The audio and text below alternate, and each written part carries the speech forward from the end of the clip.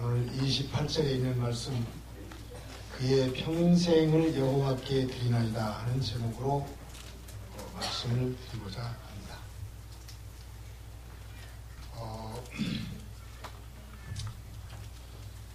오늘이 어린이 주일이고 다음 주일이 어버이 주일입니다만 내일이 어버이 날입니다. 어머니 날.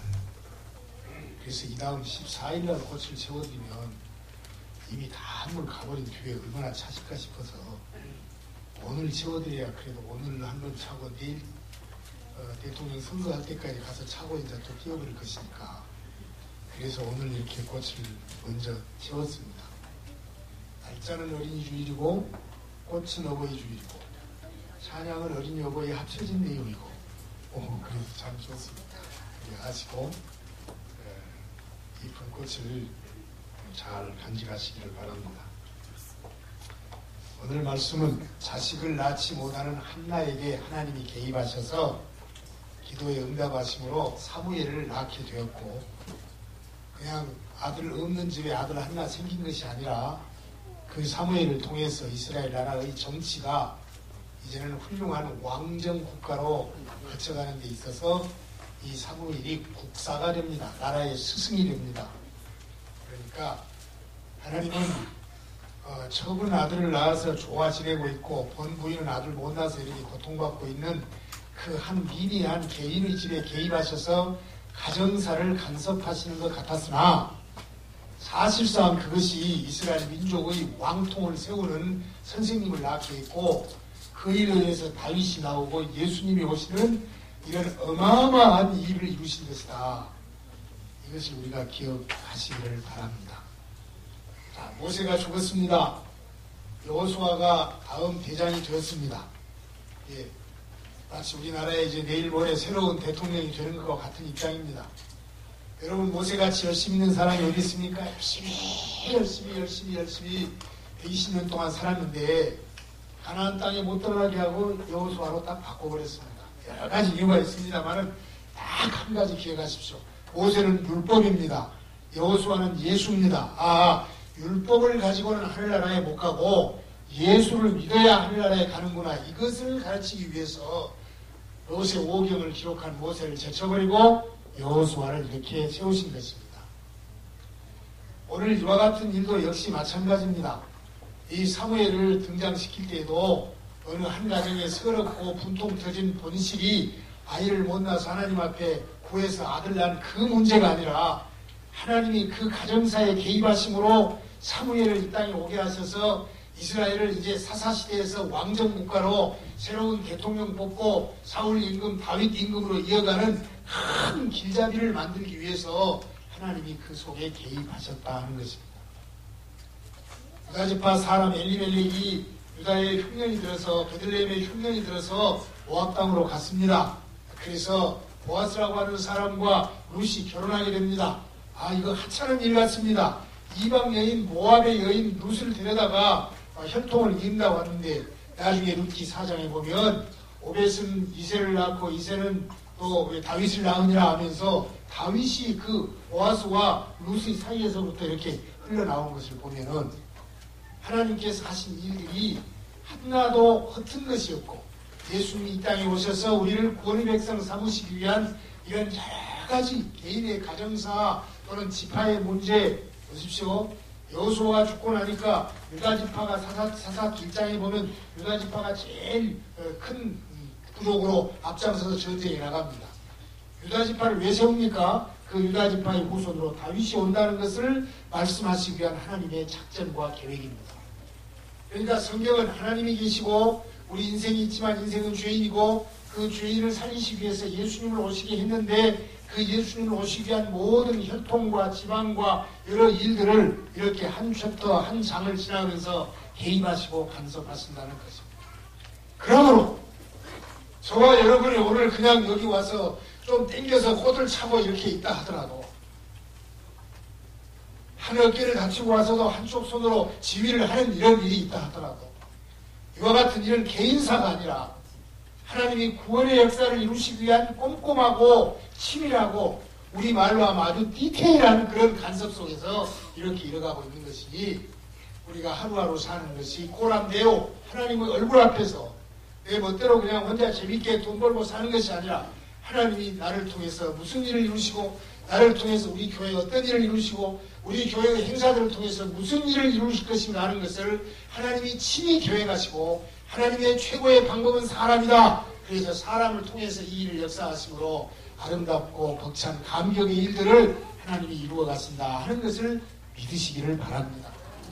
내일 모레 대통령 선거합니다. 나는 1번, 너는 2번, 나는 3번, 너는 4번 모두 다 하고 있습니다. 그러나 한 사람밖에 안 됩니다.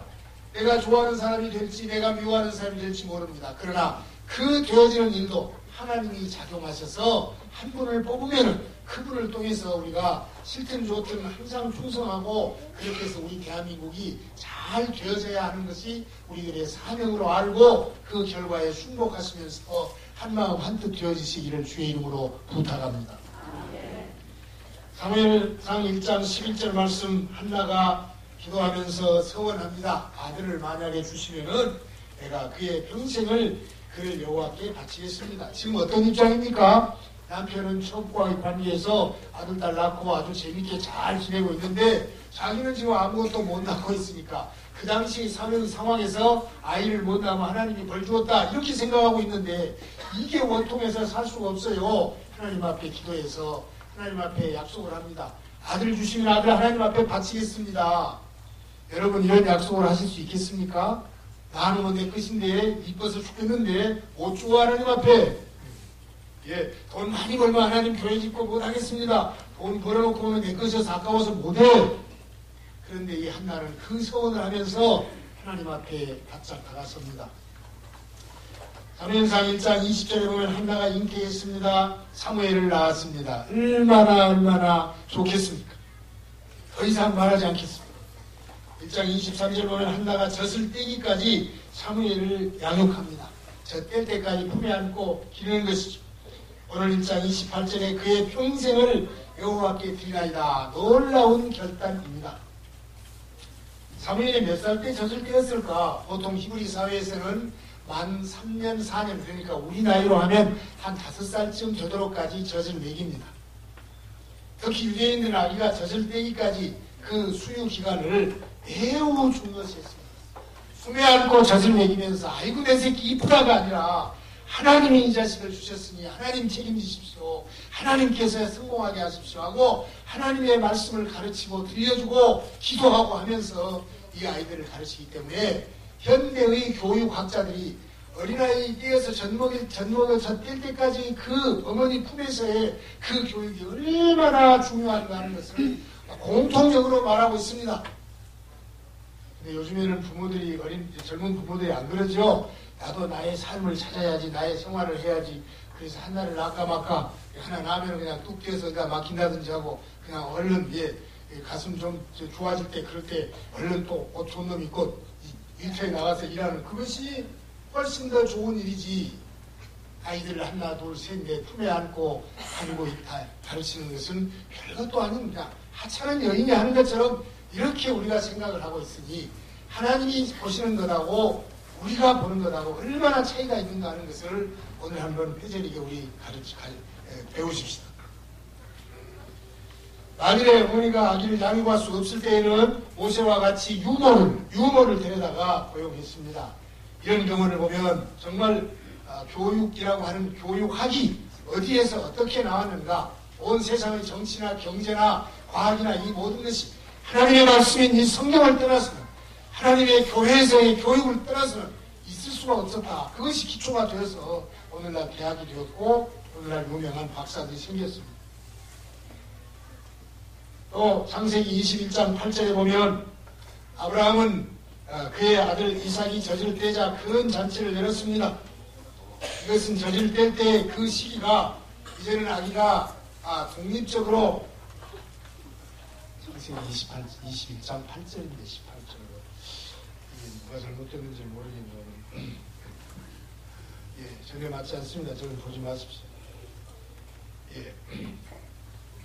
이상과 같은 풍습을 볼 때 한나 역시 가나안의 때의 사무엘을 엘리 제사장에게 보내지 않고 수유기간 동안 어머니로서 사무엘을 하나님의 신앙, 말씀의 신앙에 집어들도록 품에 안고 양육하고 이유되었을 때, 젖을 떼었을 때 그때 여호와를 위해서 훈련을 하도록 하는 것입니다. 여러분 젖 떼었으니까 시간 되었다 어서 가거라. 나는 나대로 살고 너는 너대로 이렇게 하겠습니까? 이렇게 할 수가 없겠죠. 얼마나 이쁜데 길러주던 유모들도 떼어놓고 자기 집에 가면 아주 그냥 밤에 잠을 못 자고 그 얘기가 눈에 선해서 그냥 어쩔 줄 모른다는데. 자, 부모들은 자녀를 사랑합니다. 그래서 내가 살아왔던 환경보다는 더 좋은 환경을 만들어 주려고 합니다. 나는 고생했지만 내 자식들만큼은 고생시킬 수가 없고, 나는 가난하지만 내 자식들만큼은 부자로 살리고 싶고, 나는 무식하지만 내 자녀는 유식해야 한다고 생각을 합니다. 그래서 자녀들에게 물질을 많이 남겨주려 하고, 권력도 유산으로 주려고 하고, 사업도 유산으로 주려고 합니다. 하지만 이런 유산들은 현실적인 삶에는 많이 유익할 줄 모르지만 신앙의 삶, 우리의 영혼을 책임지는 삶에는 그렇게 큰 절대적인 도움을 주지 않는다고 하는 것이 나타난 통계입니다. 왜 그렇습니까? 결국은 다 사라질 것뿐이고, 또 그와 같은 물질로 말미암아 우리가 얼마나 많은 유혹과 돈 있으면 2차, 3차 갑니다. 돈 있으면 국회의원 한번 해보고 싶습니다. 국회의원 하면 또 더 하고 싶습니다. 다른 사람을 막 죽이고 싶습니다. 별의 유혹과 죄악 속에 혼자만 이런 상황이 우리 옆에 전개되어지고 있지 않습니까? 그러나 영원히 사라지지도 않으며 자녀 영혼에도 매우 유익한 그런 유산이 있습니다. 이것이 바로 신앙의 유산입니다. 우리에게는 전능하신 하나님이 계시고 우리는 그분의 사랑을 힘입고 삽니다. 우리는 이러한 하나님을 끝까지 섬기며 그에 대한 믿음을 대대로 잘 물려주어야 할 것입니다.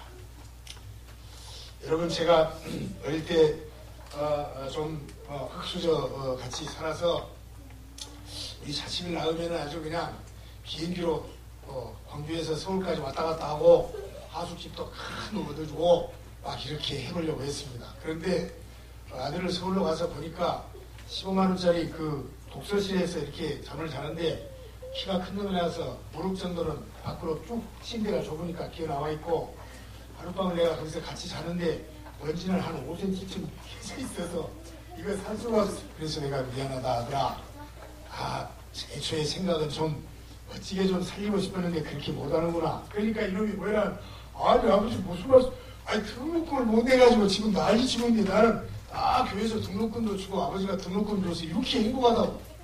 그래서 참 가슴을 쓸어내리고 울고 왔습니다. 첫 번째로 어릴 때 신앙 교육을 시켜야 합니다. 이스라엘의 어머니들은 아이가 말을 알아듣든지 못 알아듣든지 상관하지 않고 하나님의 말씀을 날마다 들려주었다고 합니다. 조그만 그 책에다가 꿀을 많이 발라가지고 그럼 꿀 먹으면 이거 얼마나 꿀이 답니까? 나중에 책이 나오면은 이 책 속에 있는 말씀은 이 꿀보다 더 달달다, 이렇게 말씀을 하면서, 그래서 아버지의 말씀은 송이 꿀보다 더 답니다, 이런 말씀을 고백했습니다. 오늘 1장 24절 말씀에 젖을 뗀 후에 그를 데리고 올라갈 때 숫소 3마리 잡고 이렇게 잔치하면서 갔습니다. 그런데 아이가 어렸다 싶습니다. 이것은 어머니의 위대한 신앙이 아닐 수 없습니다. 이 아이는 어떻게 해서 낳았는데, 아무리 하나님 좋고 하지만은 갔다가 하나님의 성막에다 넣고 너 여기서 살아라 하고 5살 정도 먹은 아이를 떼어놓고 올 때에 참 그 어머니가 신앙이 아니고서는 있을 수 있겠는가? 우리가 접근할 때는 참 기가 막혔겠다 하지만 하나님의 성령이 그 마음을 감동해서 하나님 앞에 약속한 것 하나님 앞에 드리면 하나님은 더 넘치게 주실 것이다 하는 그 생각을 갖고 있었기 때문에 그 한나는 아들을 갖다 떼어놓고 왔습니다. 사실 하나님과의 약속을 우리가 굳게 하고서도 하나님의 응답을 받으면 자칫 그 약속을 잊어버리고 하나님 앞에 배은망덕하기 쉬운 것이 인간의 본성입니다. 제가 처음 목회할 때 화순 조그만 마을에 있는데 그 얘기들이 한 몇 사람 있었어요.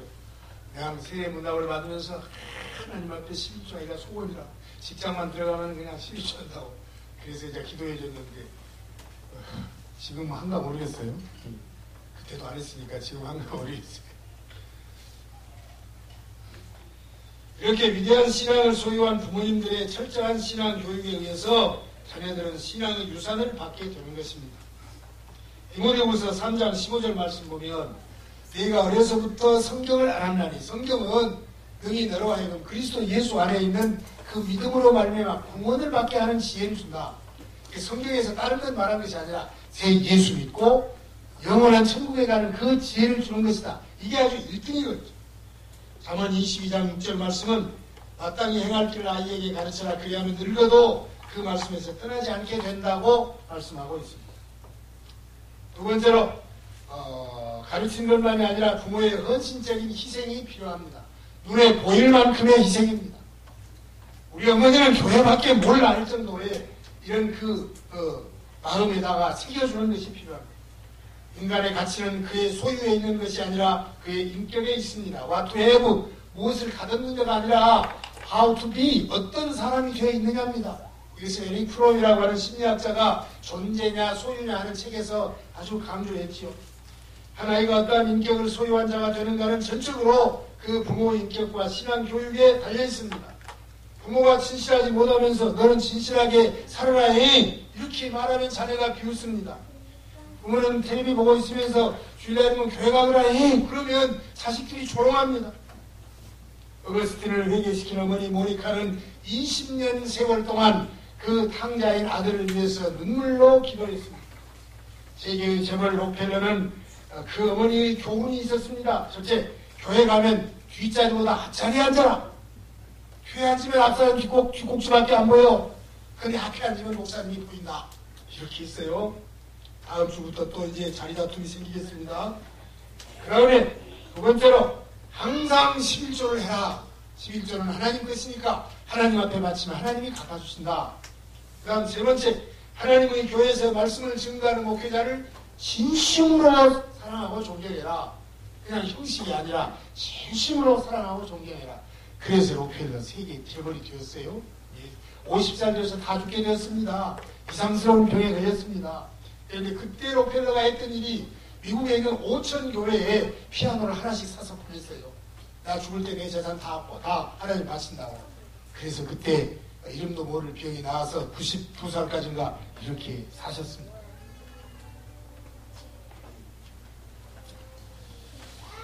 한 번의 해병이면 영원한 해병입니다. 서원석 해병은 영원한 해병입니다. 그 해병의 별명이 또 무엇입니까? 귀신 잡는 해병, 귀신 잡는 해병. 여러분 어디 계신 분은 귀신 잡는 해병이라는 영화를 보셨을란가 모르요. 장동희가 나오고 황해가 나오고 독고성도 나온가 합니다. 거제도 전투에서 6.25 때 1950년에 해병대의 일개 대대가 아마 한 500명 된다고 그래요.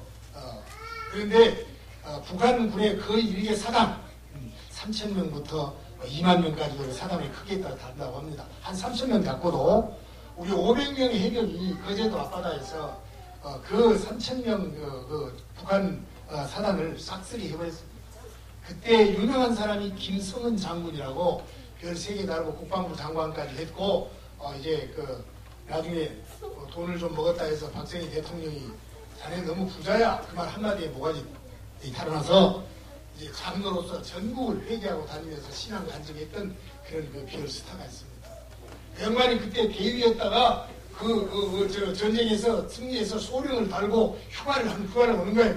얼마나 좋겠습니까? 그 피투성이 된 속에서 싸워서 귀신 잡는 해병 되어가지고 지금 휴가를 오는데 어머니 할머니 계시니까 어머니를 찾았습니다. 집에 안 계시? 우리 어머니는 교회 가면 계시겠지. 교회 달려가니까 제일 앞에 앉아서 혼자서 기도하고 있어요. 그래서 워카를 군화를 벗지도 않고 그대로 달려와서 어머니의 무릎이 나를 살렸네요. 어머니 고마워요 하고 그 자리에서 울었다는 거죠. 나중에 군화 벗고 나갔겠지. 이렇게 우리 어머니는 교회밖에 안 계시면 교회, 안 계시면 구역예배, 어디 신방 이것밖에 모른다는 정도로 우리가 헌신적인 이런 모범을 보여야 내 자식을 말씀으로 기르게 하는 것입니다. 고등학교 3학년 때는 교회 나가지 말고 어떻게 했더니 좋은 대학 들어야 할 거 아니냐. 또 대학을 가면 대학 가서 취직하고 결혼하고 또 교회를 가야 할 거 아니냐. 멀리 갔더니 처량하고 고나요. 자꾸 멀리 가는 거예요. 기가 막힌 일입니다. 잠언 10장 1절에 지혜로운 아들은 아버지를 기쁘게 하고 미련한 아들은 어머니를 근심하게 한다. 에베소 6장 4절 아비들아 너희 자녀를 노엽게 하지 말고 오직 주의 교훈으로 훈계하고 양육해라. 부모님들의 헌신적인 희생이 자녀들에게 신앙의 유산을 곱게 물려줄 것입니다. 우리들은 이중잣대예요. 죄송합니다만은 우리가 사는 것은 막 이렇게 열심히 사는데 우리 아들, 딸들의 세계는 그는 또 너희대로의 살고 또 너희대로의 생각이 있지 않냐 하면서 놔줘버려요. 예. 그래가지고 사회 얻을 때도 안 믿어도 우리 딸 교회 가게 우리말로 하면 이 전라도 말로 교회 댕기게 해준답니다. 나중에는 교회도 못 다니는 거예요. 아들 하면 아버지가 아들 딱 데리고 야 등산 가자 이러면 끝나버려. 어머니가 아무리 왕왕 몇 번을 해도 아들이 이놈아 교회 가야지 아버지가 이렇게 한 말씀 해버리는 것이 끝나는데 그게 안 되면은 참으로 복잡한 상황이 됩니다. 그래도 우리는 마음속에 소망을 갖지요. 기도하면 끝까지 되겠지. 네, 그렇게 믿고 가십시다. 세 번째로 하나님 앞에 전적으로 맡기는 것이 필요합니다. 조금 맡기는 것이 아니라 전적으로 맡겨버립니다. 장성한 자식도 아닌 갓 젖을 땐 어린아이를 성소에 두고 돌아갈 때 참으로 괴로웠을 것입니다. 그러나 24절 말씀 또 보면 그러므로 나도 그를 여호와께 드리되 그의 평생을 여호와께 드나이다. 조금만 있다가 한 3년만 있다가 다시 와서 살자가 아니라 평생을 뛰어버립니다. 이것은 한나가 사실은 자기 모든 것을 하나님 앞에 양도하는 것과 같습니다. 아들 사무엘이 자신의 전부인 것만큼 귀하게 얻은 자식이었기 때문에 내 재산 전부입니다. 그런데 오늘 우리는 어떻습니까? 일시적으로 맡깁니다. 또 어느 부분 조금만 맡깁니다. 전적으로 모든 것을 맡긴다고 할 수가 없습니다. 여러분 아시다시피 저는 아들도 목사고 딸도 전도사니까 전적으로 하나님이 집에서 먹고 살아라고 돼버렸습니다. 어린이날이 되어도 손자도 없고 어버이날이 되어도 누가 와서 꽃 안 달아줍니다. 오늘 이렇게 달았으니까 그냥 이것저것 다 땡 잡았습니다. 잠언 16장 3절 너희 행사를 여호와께 맡기라 그리하면 너희 경영하는 것이 이루리라. 부모의 지식과 경험으로 자녀가 교육을 받는다. 이것은 참 필패입니다. 필패입니다. 물론 훌륭한 인격을 가지고 하시겠죠. 제가 말씀을 드렸던가요? 자주 드립니다만 우리 이은동 목사님이라고 하는 분은 교육대학을 나와서 목사가 선생님마다 목사 됐으니까 얼마나 지식이 높습니까? 요즘에 뭐 찾아볼 수 없는 그런 사람입니다. 은혜도 충만합니다. 그런데 자기는 자식들을 딸을 있는데 그렇게 번쩍거리게 못 가르쳤다는 거예요. 아주 신앙 양심으로 다 가르쳤어도. 그런데 넷째 동생인 깡패 동생은 목사가 돼서 미국 가더니 영어 성경 외우고 자식들도 모두 영어 성경 외우고 하더니 하버드 대학교하고 예일 대학교가 두 개를 4년 전에 장학금으로 아들 이사랑이라고 그렇게 해가지고 나한테 이렇게 그 카드를 보냈어요. 저도 이제 우리 아들 무슨 사진 나오면 그 친구에 보내니까 내 조카가 이렇게 되고 우리 가문의 영광입니다. 나는 공부를 제대로 한다고 했는데 이 공부 하나도 못한 강패 같은 놈이 목사 돼서 미국 가서 하나님만 붙들고 40일 금식하고 영어 성경만 외우던 이렇게 하버드 대학, 예일 대학, 우리나라 서울대학교 100배나 되는 이런 대학을 들어갔습니다. 그것도 4년 동안이나 장학금으로 쉬운 일이 있을 수가 있습니까? 목사님 함께 기뻐해 주십시오. 그래서 제가 욕심이 나서 우리 아들에게 딱 보냈습니다. 이런단다 그러니까 아버지 손자도 그럴 것입니다. 한달 삐더라고. 하나님께서 하나님 앞에 전적으로 의지했을 때는 또 이런 기가 막힌 일들을 이곳저곳에서 나타나게 하는 것입니다. 전도서 12장 13절 일의 결국을 다 들었으니 인생은 나아된 것이고 하나님을 경외하고 그의 명령을 지킬 것이다. 이것이 모든 사람의 본분이다. 공부 많이 해서 책을 많이 쓴다고 하는 사람 얼마나 훌륭합니까? 머리 아픈 것이다. 그러나 하나님의 말씀을 듣고 그 하나님의 말씀대로 사는 것이 이 땅에서는 최고인 것을 내가 알았다. 그래서 솔로몬은 천국 간 거예요. 솔로몬 하는 짓거리 보면 다 엉터리였지만은 마지막에 회개하고 하나님만이 진짜다 하고 고백하고 갔으니까 우리가 성경을 통해서 솔로몬은 하나님의 나라에 분명히 갔구나 이렇게 볼 수 있는 것입니다. 사랑하는 성도 여러분, 썩어질 것을 바라보지 말고 영원히 있을 것을 자녀에게 물려주십시다. 신앙의 유산은 재물보다 권력보다 명예보다도 더 비교될 수 없는 것입니다. 이와 같은 한나의 헌신은 사무엘상 2장 21절에 여호와께서 한나를 돌보시사 세 아들과 두 딸을 더 낳았다. 독자 하나 낳아서 하나님 앞에 다 드려버렸더니 3남 2녀를 더 주셨네. 3남 2녀를 더 주셨네. 5배나 축복하십니다. 얼마나 기가 막힌 하나님이십니까? 사무엘상 2장 26절에 보니까 사무엘은 점점 사람의 여호와와 사람들 앞에 은총을 받더라. 그래서 그 사무엘이 지적한 사람이 왕이 되고 그 다음 지적한 사람이 왕이 되고 예수님이 오시는 길틀을 열고 이스라엘이 하나님의 나라 백성인 것을 다 잡은 국가의 원로, 우리나라 걸핏하면 원로급 찾아간다고 무슨 조영기 목사님 찾아가고 어쩌다만 그런 원로 말고 이 사무엘은 진짜 나라를 통째로 다스리고 교훈했던 내가 너희에게 기도를 쉬는 죄를 범하지 않겠다. 마지막 은퇴하고도 절대 기도 쉬면 그것은 죄다. 이렇게 말씀을 하며 물러섰던 분입니다. 여러분 부모님들 정말 우리 이렇게 기도하십시다. 이것이 우리의 소망이 되어야 합니다. 내 자식들이 나보다 더 부자, 나보다 더 훌륭하고 하는 그런 말도 좋습니다만 이렇게 나보다 더 하나님을 훨씬 더 잘 알고 나보다 더 하나님을 훨씬 더 잘 믿고 나보다 더 하나님의 축복을 훨씬 더 많이 받는 그런 아들, 딸들이 되게 하여 주시옵소서. 그 속에 다 들어있어. 그 속에 다 들어있어. 우리에게 뽑혀주는 새로운 대통령이 사무엘과 같은 지도자가 되었으면 합니다. 기도하겠습니다. 아버지 감사합니다. 오늘 어린이 주일이지만 어머니들과 부모님들과 뗄 수 없는 이런 중요한 일들 정말 하나님의 말씀은 진짜입니다.